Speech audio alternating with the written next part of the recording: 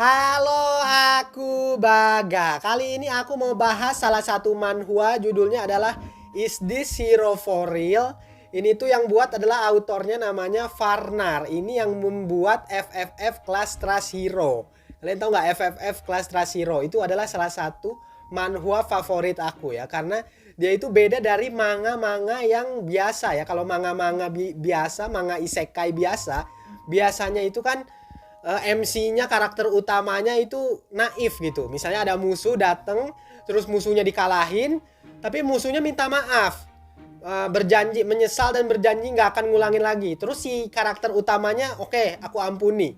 Nah nanti si musuhnya itu balik lagi ya, nyerang dia lagi, terus baru dikalahin lagi kan, nyebelin kan yang begitu. Nah ini tuh beda ya. FFF Class Trust Hero itu bagusnya itu, jadi si karakter utamanya tuh kejam gimana gitu ya, mau baik mau jahat sama dia dibantai semuanya.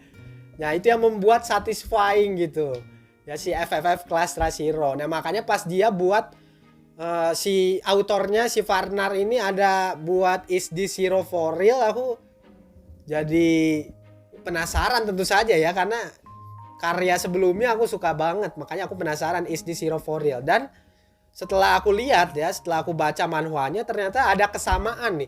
Kesamaan dengan FFF Class Trust Hero. Nah, bahkan si nama karakternya aja sama gitu ya. Namanya Kang Hansu sama. Dua-duanya sama. Nah, tapi kalau yang FFF Class Trust Hero itu, si Kang Hansunya kan udah bertahun-tahun tuh di isekai. Nah, terus dia udah ngalahin Raja Iblis. Taunya dia nggak boleh pulang gitu ya, tetap nggak bisa pulang. Nah kalau yang di Is This Hero for Real ini, si Kang Hansunya baru masuk ke isekai. Jadi baru menghadapi dunia gitu. Jadi baru beradaptasi lah sama dunia isekainya gitu. Tapi sebenarnya sama-sama kejam ya, sama-sama kejam sebenarnya. Bedanya emang masih baru aja si Kang Hansu yang di Is This Hero for Real gitu.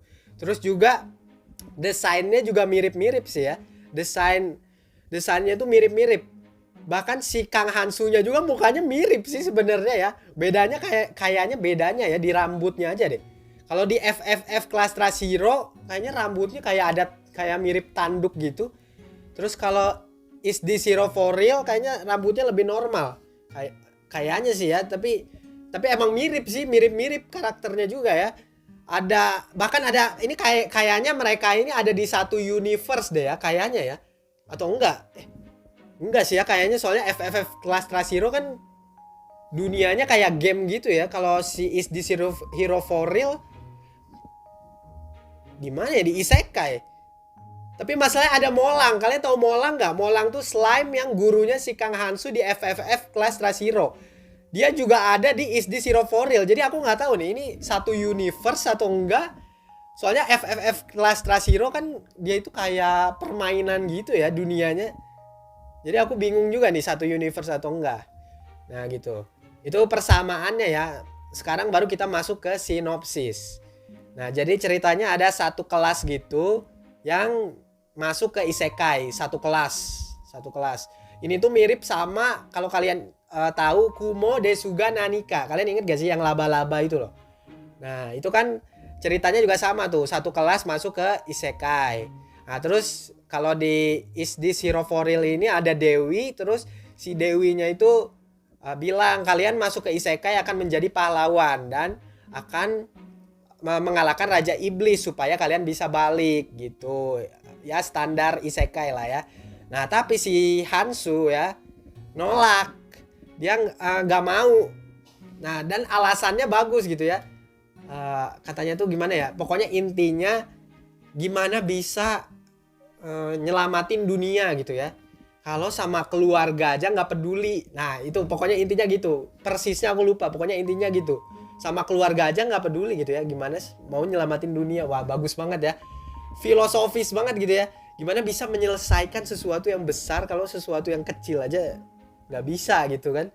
Nah si Dewinya akhirnya terkuak gitu ya. Si Dewi ini kayaknya jahat nih. Soalnya si Hansu ini katanya oke, dibalikin ke dunianya kalau gitu. Nah tapi ternyata si Hansu nggak dibalikin ke bumi ya.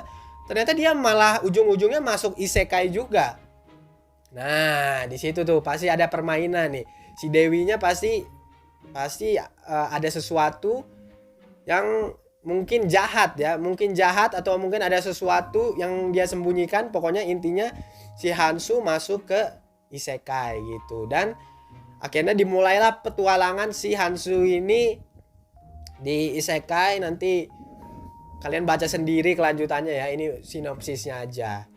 Nah, terus yang menarik dari manhwa ini sih sebenarnya ini juga sama kayak di FFF Class Zero ya. Yang menarik buat aku yang pertama tentu aja yang tadi aku udah bahas tentang sifatnya yang kejam. Aku suka aja gitu, ngebantai-bantai itu seru gitu ya. Satisfying soalnya. Nah, terus juga sistem di dunia manhwa ini ya, di Is This Hero for Real ini aku juga suka ya, karena dia itu kayak RPG gitu. Sama juga kayak FFF Class Zero, RPG gitu. Terus kalau di sini tuh dunianya tuh sistemnya itu RPG-nya itu ada yang namanya blessing sama ada curse ya, kutukan. Nah, ini menarik. Nanti kalau kalian baca menarik pokoknya. Jadi si Hansu ini kan sebenarnya dirugikan karena dia itu mendapat kutukan gara-gara melanggar terus. Dia pokoknya apa aja dilanggar. Nah, akhirnya dia mendapat kutukan, tapi dengan kutukan itu si Hansu yang harusnya jadi lemah ini malah semakin kuat ya, karena ada celah di sistemnya gitu. Nah, itu aku suka tuh, dia menjadi kuat gara-gara celah itu. Nah, kalian baca aja nanti dah, bagus pokoknya. Terus juga ada yang aku suka di manhwa ini ya, di FFF Class Zero, di Is This Hero for Real, ada Holy Sword ya. Kalian kalau baca manga isekai atau nonton anime isekai kan biasanya ada tuh pedang Holy Sword. Nah, tapi di karya bikinan si Farnar ini ya, Holy Sword-nya itu selalu menarik ya. Di Is This Hero for Real ini juga menarik. Kalau kalian baca nanti kalian baca sendiri, Holy Sword-nya itu beda ya, beda dari manga isekai biasa, dan konsepnya menarik banget. Nanti kalian baca sendiri deh ya. Nah, terus untuk kekurangan nih. Untuk kekurangannya ya, menurut aku kekurangan dari segi porsi si MC-nya, karakter utamanya. Jadi di manhwa ini tuh satu episode, satu chapter itu ngebahas karakter utama. Nah, nanti di episode berikutnya, di chapter berikutnya, dia ngebahas karakter sampingan. Nah, terus diselipin sedikit si karakter utama. Nah, tentu aja ini akan membuat pembacanya sebel. Ya nggak sih? Kalian pasti sebel nggak sih? Karena pembaca itu pinginnya kan melihat karakter utama, ngikutin karakter utama. Nah, dia ini terlalu banyak karakter sampingan yang ditunjukkan. Padahal kita kan pingin bacanya karakter utama. Nah, makanya itu menurut aku bakal bikin sebel ya. Nah, sebenarnya sih itu ada positifnya juga. Soalnya kan biasanya manhwa itu kan fokusnya ke karakter utama terus. Nah, nanti di chapter late chapter gitu ya, chapter akhir, awal-awal seru tuh ya, kalau fokus ke karakter utama, terus karakternya overpower, emang awal-awal seru-seru aja gitu ya. Tapi lama-kelamaan ya, kalau kalian sadar pasti lama-kelamaan jadi bosen deh kalau fokusnya ke si karakter utama terus. Nah, makanya di sini tuh menurut aku dalam jangka panjang gak akan bosen ya, soalnya sekali-sekali gitu. Ini juga mirip sebenarnya ya sama Kumo Desuga Nanika yang versi anime. Kalau versi manga kan fokusnya di karakter utama sih, si laba-laba itu si Kumo. Nah, kalau di animenya kan selang-seling gitu kan. Bukan selang-seling, setengah-setengah ya kalau di animenya.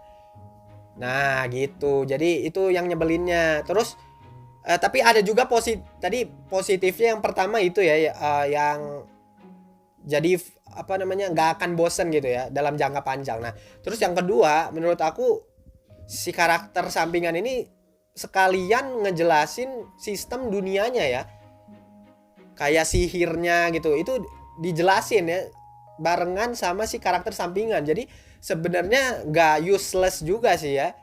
Cuma emang karena kita pinginnya ngelihat si karakter utama jadinya kesel. Nah, tapi sebenarnya ada gunanya juga. Terus lagian ya sebenarnya setelah aku baca terus ya, si karakter sampingannya gak nyebelin banget sih ya. Soalnya ada satu Jadi satu karakter yang dia tuh ceritanya apa ya, kayak di manga-manga yang, kalau manga isekai kan misalnya satu satu kelas ke transport ke isekai. Nah, terus ada satu orang yang pingin menyendiri gitu ya. Lone wolf, asik. Pingin sendiri berpetualangnya. Nah, di manhwa ini juga ada, tapi karena dia bukan karakter utama ya. Jadinya dia selalu sial gitu dan lucu gitu ya. Dia gagal terus. Ada perasaan satisfying juga sih ngelihat orang kayak gitu gagal gitu ya. Lucu juga sih sebenarnya.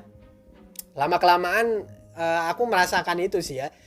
Jadi sebenarnya lama kelamaan juga nggak masalah sih ya sebenarnya. Ada satu karakter, ada karakter sampingan semua gitu ya. Sebenarnya nggak masalah juga sih lama kelamaan kalau aku semakin mendalami ceritanya gitu. Terus menurut aku ya, semua karakter di Is This Hero For Real ini masih misterius ya, abu-abu. Karakter-karakter yang kayak pangeran terus kayak putri itu masih abu-abu. Soalnya kayak si pangeran aja ya. Si pangeran itu awal-awal kan kayaknya jahat. Terus ternyata ya setelah berjalannya waktu dia ternyata baik kayaknya nih. Tapi kayaknya ada yang disembunyiin deh. Nah, gitu. Jadi ya kayak masih misterius, apalagi si putri ya, si putri yang penyihir itu. Ini kayaknya jahat deh dia. Tapi dia berbuat baik terus dan gak pernah berbuat jahat nih. Aku aja nunggu nih kapan berbuat jahatnya nih. Kapan nih? Kok dia nggak berbuat jahat sih? Perasaan dia jahat harusnya. Nah gitu, jadi masih misterius gitu. Jadi kalian kelanjutannya baca aja ya manhwa Is This Hero For Real. Seru banget nih ya manhwa ini ya. Oke, sampai sini aja. Terima kasih yang udah menyaksikan. Kalau gitu, bye.